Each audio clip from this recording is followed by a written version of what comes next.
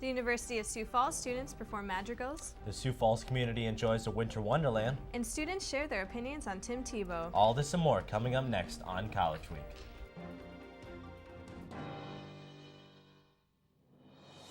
From the Jeske Fine Arts Center on the campus of the University of Sioux Falls, this is College Week. With Alex Bainey, Kayla Burnside, and sports with Brett Geese. Good morning, I'm Kayla Burnside. And I'm Alex Bainey. So Kayla, we got a great show today. We're talking about madrigals and a lot of Christmas theme today. Yeah, we have some information on some coffee shops as well, so this should be a great show. Yeah, exactly. With the holiday season upon us, USF students have plenty of opportunities to get in the spirit for the season. The campus tradition of Christmas Storytime started last Monday and will continue through next week. Every evening, students can enjoy a classic Christmas stories read by some of USF's most beloved professors and faculty. The festivities will conclude with the traditional Yule Ball on Saturday, December 10th at 10 p.m. in the Ward Lobby. December is here, and now students can start to look forward to the holiday season. Tonight, actors will conclude their performance of the Madrigal Dinners at USF. The dinner will be held in the McDonald Center at 7 p.m. Another event taking place this weekend is Christmas Chapel. Students are invited to attend the Christmas Chapel, which will take place at 7 p.m. in the Jeske Meredith Auditorium. Families of students are also invited to attend for a night of Christmas fellowship put on by the USF choirs and instrumental ensembles. With the Christmas right around the corner, some USF students are spending their last few days of school singing Renaissance-themed songs for the Magical Dinner. With more on the story, here's College Week's Lindsay Elston. This weekend, the USF Choir will be putting on the 48th Annual Magical Dinner in the McDonald Dining Center. The choir students have been preparing for madrigals since the school year began and have already had one show performance prior to this weekend. Choir director Dr. Dave DeHoe-Cleaver explains the tradition of madrigals. It's a celebration, and I feel like one of the most important aspects of the Madrigal Dinners, once again, it provides an outlet for our students to explore literature that has historical significance. Madrigals are considered a Renaissance-type dinner theater, and it has educational value because of the repertoire, but it also celebrates the Christmas season. With a final performance tonight, it is easy to see that preparation for this event has been a daunting process. The students start preparing the rehearsal process at the beginning of September, and we focus that. It's basically our entire semester project. It takes a lot of dedication and a lot of hours in rehearsal, both during class, 3 hours a week, and also we have weekend retreats and additional rehearsal time that the students commit to. They're very dedicated, and they end up really enjoying the process because it requires so much personal investment. For USF College Week, I'm Lindsay Elston. Once again, this year the Wreaths Across America program is being partnered with the South Dakota Funeral Directors Association to honor our fallen veterans during the Christmas season. The mission of the Wreaths Across America program is to remember the fallen, honor those serving, and educate the youth about the cost of freedom. A wreath presentation will be held by the association at the Flaming Fountain Veterans Memorial at the Capitol Lake in Pierre at 11 a.m. on Monday, December 5th. It is projected that more than 150,000 program volunteers will lay more than 4,000 wreaths across the country this year. Starting on Tuesday, senior Ann Wentworth will be putting on her senior show in the Meredith Auditorium. Her show will be a two-person musical called The Last 5 Years. This show is about a guy portrayed by junior T.J. Polzine and a girl played by Wentworth, who are going through their relationship, one backwards and the other forward. Showtimes are at 7:30 p.m. on December 6th, 7th, 9th, and 10th. It is a free admission and there is no performance on the 8th. Coming up next, Sioux Falls gets into the Christmas spirit. Don't go away.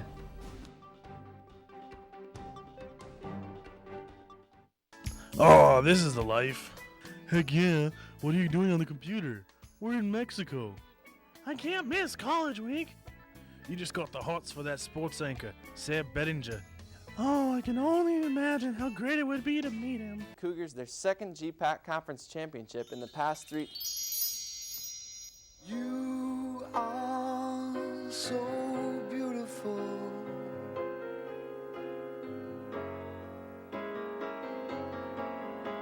To me. Even when we're on spring break, all you can think about is college week and that stupid anchor. A girl can dream, can't she? You know that feeling you get when you get a new car? Or when you listen to Justin Bieber. Well, that's how I felt when I first saw the new 2011 anchor teams for USF College Week.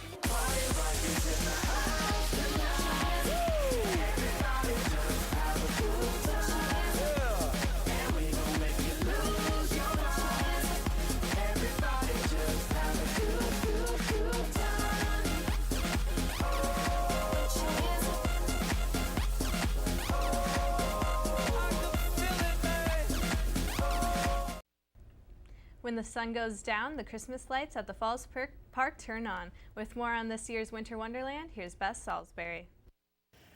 With winter approaching, many people are starting to celebrate the Christmas season.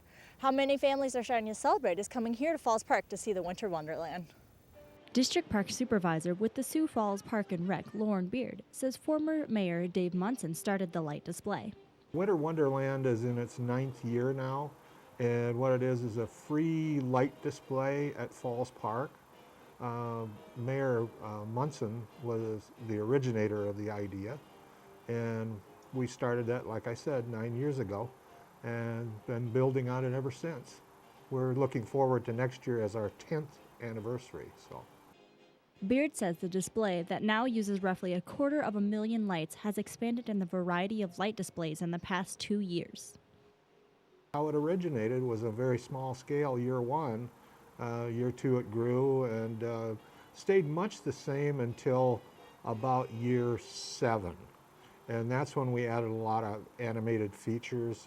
If you've been through the park, the snowflake arches, the leaping deer arch.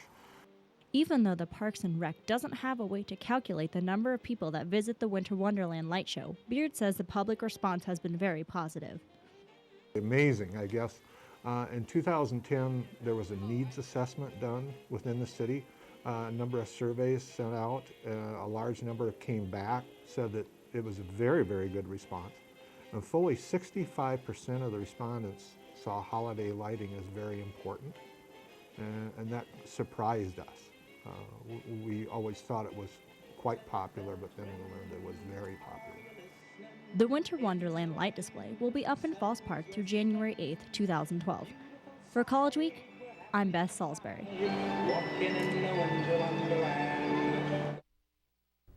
So Alex, have you gotten out to see the Winter Wonderland? I have not gotten out there to see it this year. I saw it last year and a few years before, but I plan on getting out there sometime, especially with the break coming up pretty soon. So, yeah, absolutely, me too. Coffee shops have become a favorite hangout for college students. Coffee prices have never really been an issue, but as with everything, prices are going up. With more on the story, here's Robert Bartell. Around Sioux Falls, there are a number of hangouts for those of us who like to drink coffee.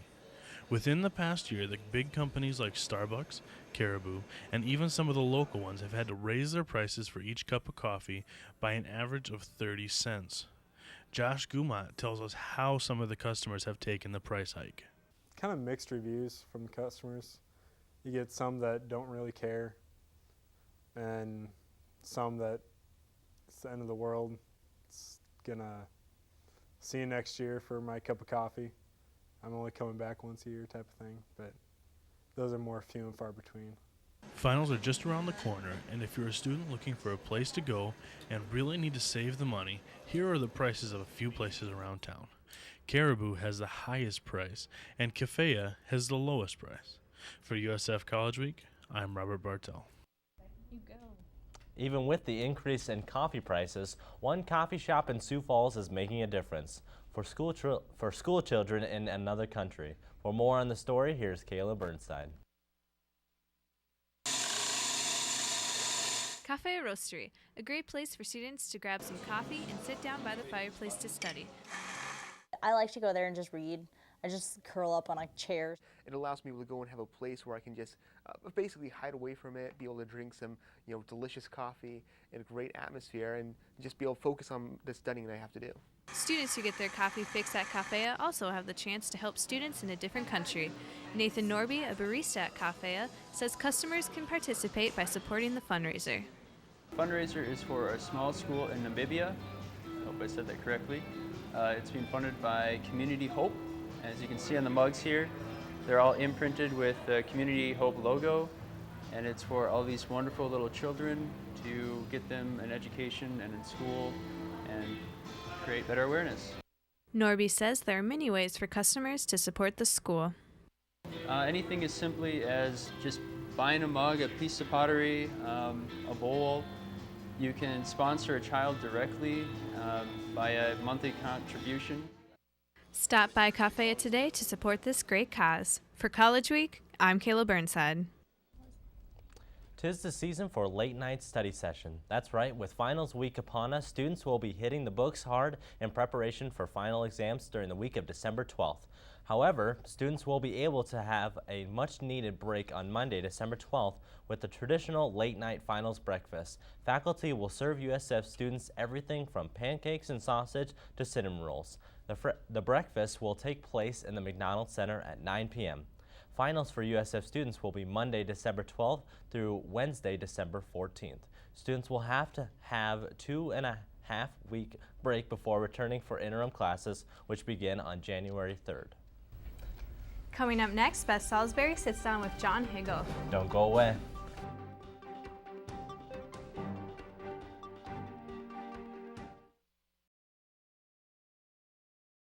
Police often question him, just because they find him interesting. His legend precedes him, the way lightning precedes thunder. He doesn't lick postage stamps, he simply stares at them until they wet themselves. He's a lover, not a fighter, but he's also a fighter, so don't get any ideas. He outran Colin Coath in the 400, backwards. General consensus was that he would have lapped him if he would have shaved his beard. He would have shaved... No, he wouldn't have. He planted the idea for the movie Inception into Christopher Nolan's mind while he was dreaming.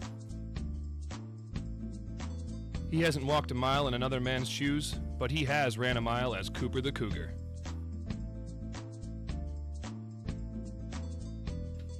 If he were to give you directions, you would never get lost, and you'd arrive at least 5 minutes early. He is the most interesting man in the world. I don't always listen to talk radio, but when I do, I prefer the fan interference. Stay informed, my friends. Good morning and welcome to another edition of Crosstalk. I'm Beth Salisbury. Today I have the esteemed pleasure of sitting down with Dr. John Higgle, Professor of Biblical Studies here at the University of Sioux Falls. Dr. Higgle, thank you so much for being here today. Pleasure. Okay, so you're heading over to Israel over January. When are you guys heading over? We leave on the 14th of January and we'll go directly to Amman, Jordan. So we'll spend about 3 days in Jordan before going across the Jordan River into Israel. And then I just asked that, how long will you guys be there, Well, it's traveling? a total of 11 days, and then there's a smaller group that will do another week in Egypt. Another week in Egypt. How did that come about? Well, that is an option for students. It costs some more, and several in the group decided to take us up on that and spend a week in Egypt. So. And how did you come up with the idea to take a group of college students overseas to Israel?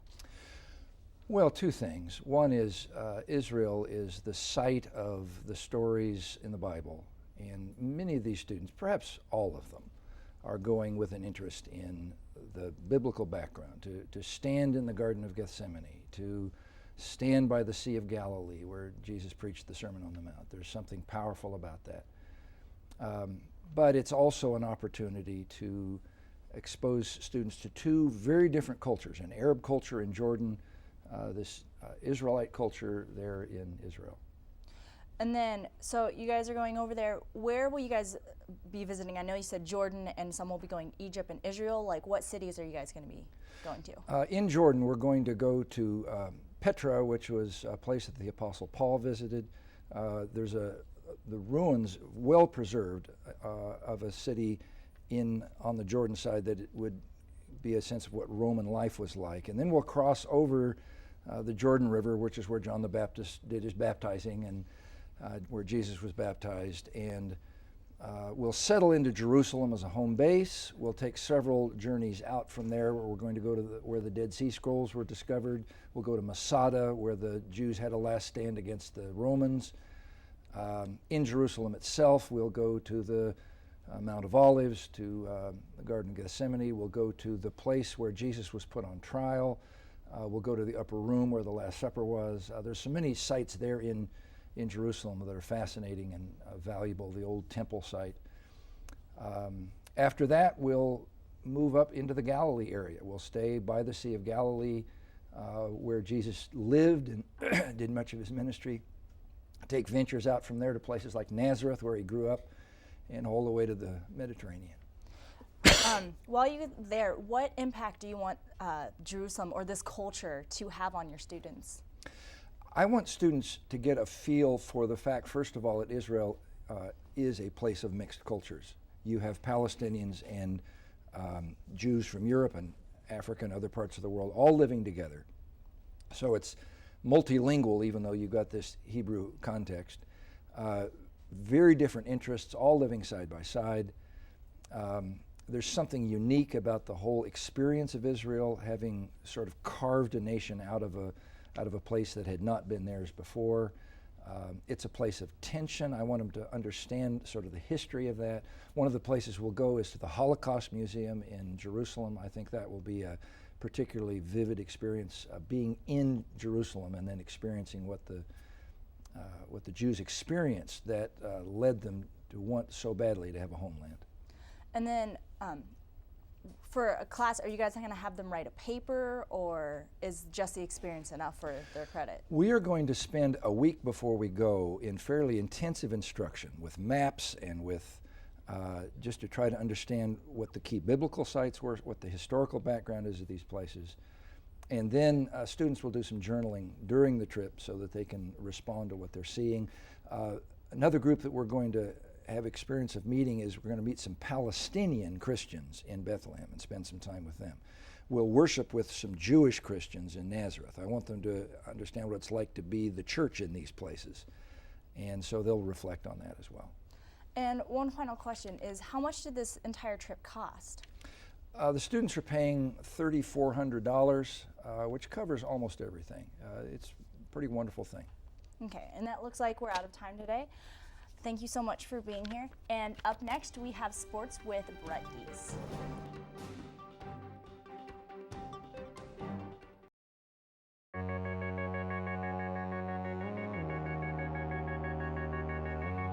Academic excellence, inspired talent, Christian values,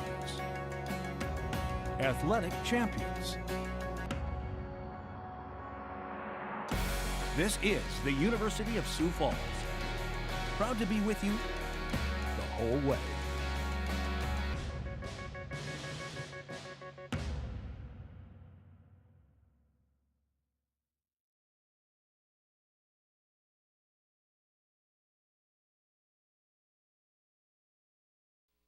And now Brett Geese takes a look at sports. So Brett, what do we got coming up in sports today? Well, we're talking about the NBA lockout, which is finally over, thankfully. We'll be talking some college football, and, you know, wouldn't be college week if we didn't mention Tim Tebow. Gotta have that Tim Tebow in there. Gotta have Tim Tebow. Gotta have Tim Tebow. The NBA lockout is finally over. After 149 days, the player union and the owners finally agreed on a tentative deal to end the lockout, allowing the NBA season to begin. But there's still work to be done before the deal is 100% complete. Players need to reform the players union, and some minor details still need to be worked out. Overall, though, two sides know they can get this done while preparing for the new season, which will start with players going to training camp on the 9th. This year, there will be a 66-game schedule, which will start with a triple header on Christmas Day. Sports teams are used to receiving postseason awards, but the transition to Division II has stopped the award ceremonies for 4 schools. Black Hills State, Minot State, South Dakota School of Mines, and USF decided to come together to make the All-Dakota transition team, and USF was well represented.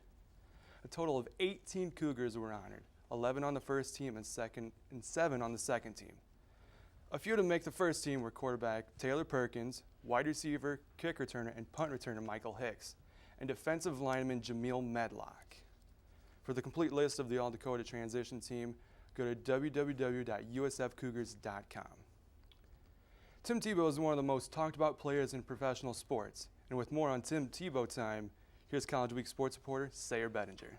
This drive, does the drive continue here? Jets show blitz, they're going to bring it. Tebow trying to run around the corner. Tebow's got a first down and more. He might score. Touchdown! Basically, Tim Tebow is the best thing to happen to the NFL since the excessive celebration penalty. Coming out of college at the University of Florida, a lot of doubts surrounded Tim Tebow. But since he became the starter for the Denver Broncos, USF student and Broncos fan Dylan Dwyer points out that you can't forget about the only stat that matters. At first, people go, oh, Tim Tebow's terrible, and there was really not much to say because he was kind of new and hadn't proven himself, but now he's 5-1, and it's like, well, what more do you want? Putting up 5 victories, and he goes into other people's, stadiums and takes it to them, and that's not an easy thing to do, so all you got to do is look at the numbers and see that it's 5 victories and 1 loss at this point. While some people think Tim Tebow is the next big thing, some people still aren't sure on his sustainability. And after each game, he adds more fuel to both the haters and the homers. I feel like he's mobile, great. But at the same time, you got running backs in the NFL. You don't need a quarterback that's just going to be running. One of the games this week, how many times did he throw the ball? 9 times? That's just, you can't win a game if you only throw the ball 9 times. He ran, he had rushing touchdowns. That's good and everything, but you can do that in college. But the National Football League, you're playing amongst the best players in the world. If you can't throw the ball, you can't get it done. Having a quarterback that can run is going to offer, the Broncos an edge. Now you got to defend the pass. You got to worry about the quarterback running too, and on top of passing, getting outside the pocket. He's going to still throw. Is he going to run? And now you got to have defensive linemen that can actually be fast enough to cover a quarterback that fast. Head coach Jed Stugart knows a little something about winning, and according to him, Tebow brings the intangibles that few players have to offer. Right now, it's hard to find good character leaders on NFL teams. I think that's the intangible that he brings is he's going to outwork everybody in the weight room. He's going to be the first one at the office and the last one to leave, and the rest of the guys kind of follow that. And I think, that's what Elway and those guys have to decide on is he a long-term quarterback? And right now, if he's in a tough spot, I guess, because he goes with conventional wisdom or he goes with the reality that they're winning right now. And I would build, you got to make a decision and build around him.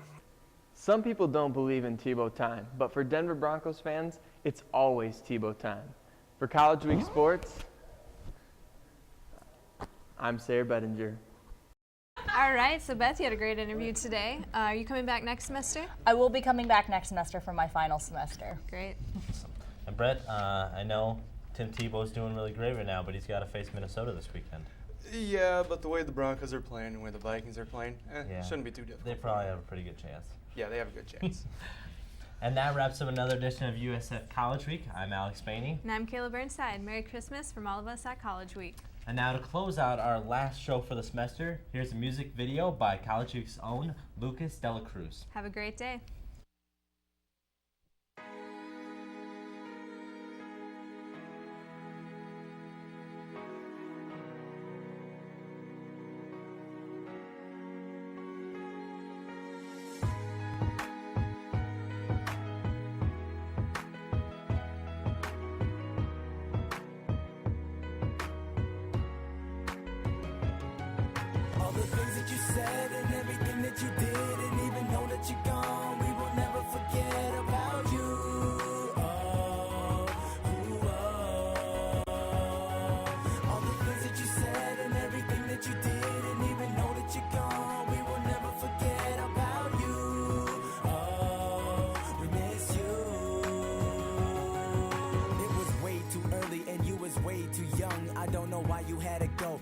of us are stunned. When we heard about the news, we were all surprised. You didn't do nothing wrong, you was living your life. And to be honest, I don't know, I can't explain how I feel. I cannot grasp the fact, shoot, I can't believe this is real. I wanna refuse to believe it, there's no way this could happen. You could give me the reason, still I won't understand it. I'm saying why, oh why, Lord, does this have to be true? I know that good things come to an end, but why does this have to be you? There's so many plans and promises that will never ever go through. All of your accomplishments that you were going to do, still way too young, I'm saying way too early. And the thought of you being gone is what really hurts me. So I'll keep my strength, cause I know you be strong. And through everyone who loves you, you always live on for real. All the things that you said and everything that you did, and even though that you're gone, we will never forget about you.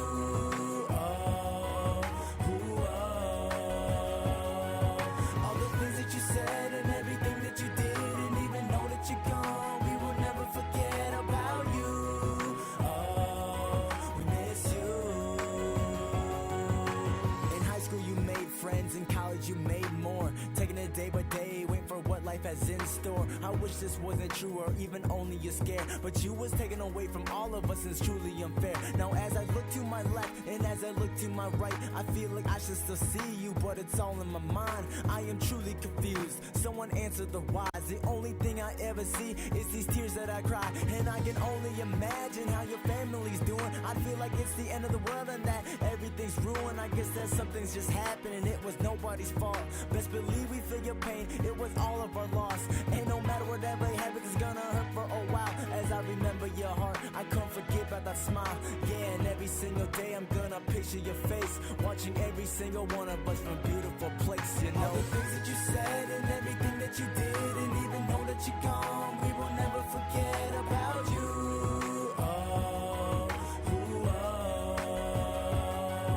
All the things that you said and everything that you did, and even though that you're gone, we will never forget about you. We miss you. If you've lost somebody close to you, you are not alone. We gon' make it through.